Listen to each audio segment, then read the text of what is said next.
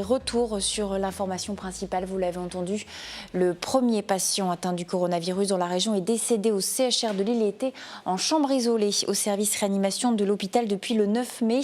Sébastien Ambert est avec nous, bonsoir. Bonsoir. Sébastien, vous avez suivi donc les dernières actualités depuis l'après-midi, depuis cette nouvelle. Quelles sont les informations que vous avez eues du CHR? Alors on sait que ce premier patient est donc décédé vers midi à l'hôpital Roger Salengro, là où il était dans une chambre isolée. Il était hospitalisé là-bas depuis le 9 mai.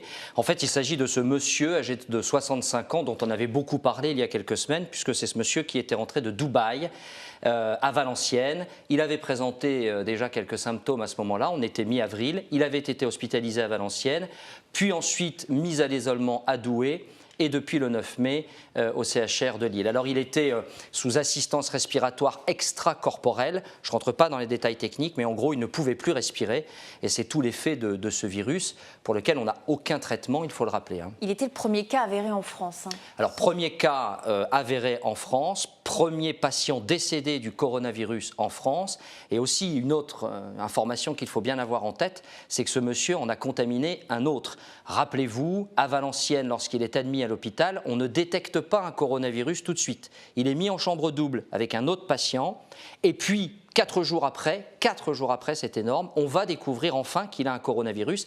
À partir de ce moment-là, il est mis à l'isolement. Mais pendant 4 jours, il a pu contaminer un autre patient. Et c'est la preuve que ce coronavirus se transmet d'homme à homme. C'est ce qu'on a appris ça, donc, une information dans cette affaire concernant oui. donc, ce deuxième patient, celui qu'on a appelé longtemps le voisin de chambre, oui. Puisque c'était à l'hôpital de Valenciennes, vous l'avez dit, on va voir quelques images. Lui est toujours dans un état sérieux.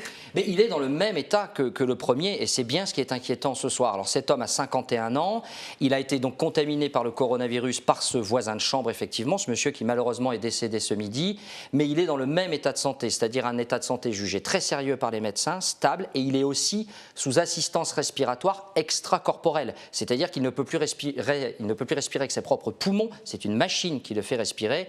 Par conséquent, on a le droit ce soir d'être très inquiet aussi pour la suite et l'état de santé de ce deuxième patient qui, je le rappelle, avait été hospitalisé à Valenciennes pour des problèmes digestifs et malheureusement, il a été contaminé par son voisin. Il y a peu de communication là aujourd'hui du CHR, ça reste encore très limité. C'est quoi? C'est le ministère de la Santé qui va... Alors Marisol Touraine, la ministre de la Santé et des Affaires sociales, a répondu à quelques questions dans les couloirs de l'Assemblée nationale tout à l'heure de façon assez improvisée.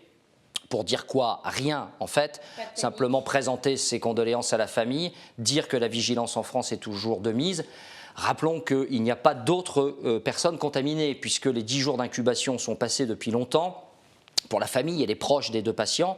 Donc il n'y a plus de Français contaminés par le coronavirus à l'heure où je vous parle, effectivement, mais les autorités sanitaires sont quand même, disons, sur les dents, puisqu'il y a quand même un monsieur qui est décédé aujourd'hui de ce virus pour lequel il n'y a toujours aucun traitement. C'est pour ça que c'est extrêmement grave et dangereux. Les regards sont tournés donc vers ce deuxième patient. Merci beaucoup. Merci à vous. Sébastien Ambert pour ce point sur la situation sur le coronavirus. On rappelle, le premier patient est décédé ce midi à l'hôpital Roger Salengro.